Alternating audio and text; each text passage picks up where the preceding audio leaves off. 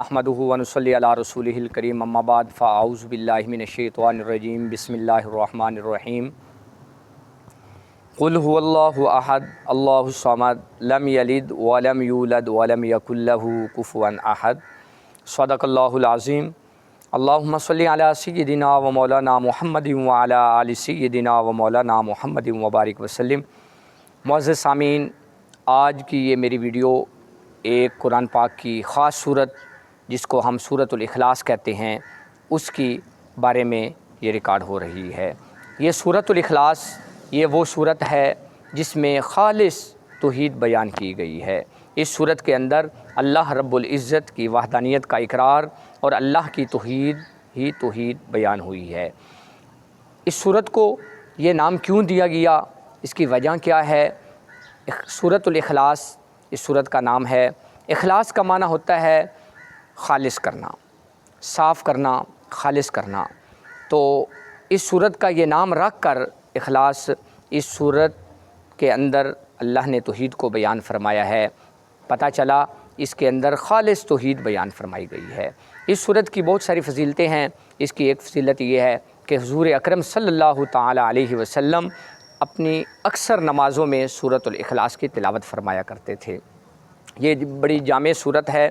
فرمایا کہ یہ سورۃ الاخلاص جو ہے یہ 1/3 قرآن پاک ہے۔ جو بندہ سورۃ الاخلاص پڑھتا ہے 3 دفعہ پڑھتا ہے تو سمجھ لو اس نے پورا قرآن پاک مکمل کر لیا، اس کو پورے قرآن کا ثواب مل جاتا ہے۔ یہ سورۃ الاخلاص کے بارے میں فرمایا گیا کہ ایک صحابی ایسے تھے کہ وہ اپنی اکثر نمازوں میں سورۃ الاخلاص کی تلاوت فرماتے تھے۔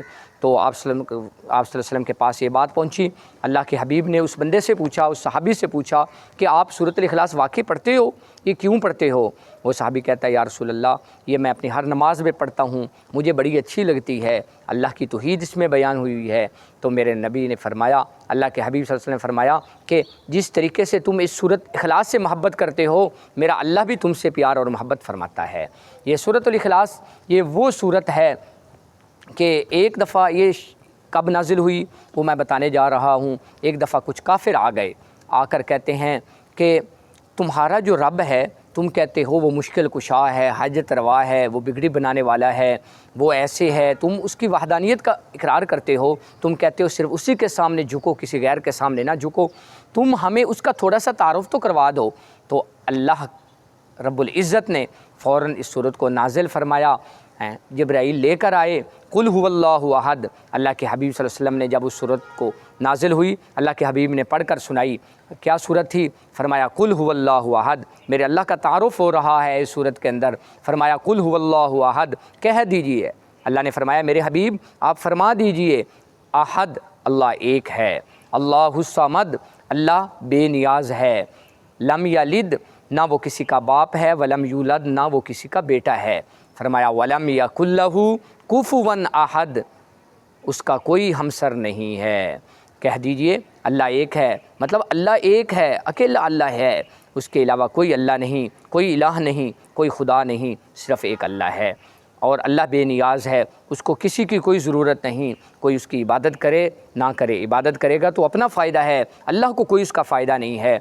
لم یلد اللہ کا کوئی باپ نہیں ہے، اللہ کسی کی اولاد نہیں ہے۔ لم یلد ولم یولد فرمایا کہ اللہ کا کوئی نہ باپ ہے، نہ اللہ کسی کا بیٹا ہے، نہ کچھ لوگوں کا عقیدہ تھا کہ اللہ کے یہ جو فرشتے ہیں وہ بیٹے ہیں، اللہ کی بیٹیاں ہیں۔ نہیں، اللہ نے اس کا بھی رد فرما دیا کہ اللہ کو کسی نے پیدا بھی نہیں کیا اور نہ اللہ نے کسی کو پیدا کیا ہے۔ اللہ اولاد سے بھی پاک ہے، اللہ والدین سے بھی پاک ہے، اللہ ہر چیز سے پاک ہے۔ اور فرمایا اللہ بے نیاز ہے، کیونکہ اللہ کو کسی کی کوئی ضرورت نہیں، نہ ہماری مدد کی اللہ کو ضرورت ہے، نہ ہماری عبادت کی اللہ کو ضرورت ہے۔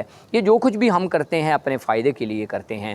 یہ تھا میرے اللہ کا تعارف جو میرے نبی نے ان کفار کو بتا دیا، اور واقعی میرے اللہ کا یہی تعارف ہے کہ اللہ کے علاوہ کوئی مشکل کشا نہیں، کوئی حاجت روا نہیں، کوئی بگڑی بنانے والا نہیں، سجدہ کے لائق ہی اللہ۔ کیونکہ یہ ہر نبی کا پیغام رہا ہے، جو بھی نبی آیا حضرت آدم علیہ السلام سے لے کر آج تک جتنے نبی آئے، آمنہ کے لال تک جتنے نبی آئے، ہر نبی نے آ کر یہی پیغام دیا کہ قولوا لا الہ الا اللہ تفلحون، تم لا الہ الا اللہ کہہ دو کامیاب ہو جاؤ گے۔ ہاں لا الہ الا اللہ سب نبی کا ایک ہی رہا۔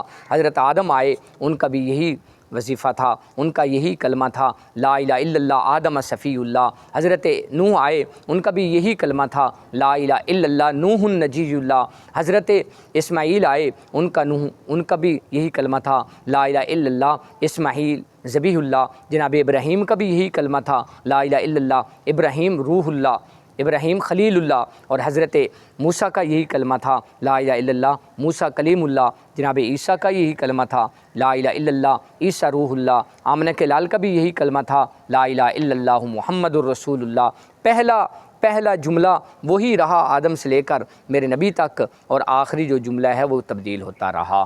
تو یہ توحید، ہر نبی نے توحید کی دعوت دی، اور توحید کے بغیر نہ ایمان مکمل ہو سکتا ہے۔ جب تو عقیدہ توحید درست نہ ہوا تو پھر ہماری کوئی عبادت قابل قبول نہیں۔ سب سے پہلے ہمارا عقیدہ درست ہونا چاہیے۔ اللہ نے پوری صورت نازل فرمائی اور فرما کر یہ بتا دیا کہ تمہارا عقیدہ اور توحید پر تمہارا ایمان ہونا چاہیے، پھر تو تم کامیاب ہو ورنہ ناکام ہو۔ دعا ہے کہ اللہ رب العزت ہم سب کو اپنا عقیدہ توحید، اپنا ایمان رکھنا چاہیے، اور عقیدہ توحید پہ ہمیں عمل کرنا چاہیے۔ وما علینا الا البلاغ المبین۔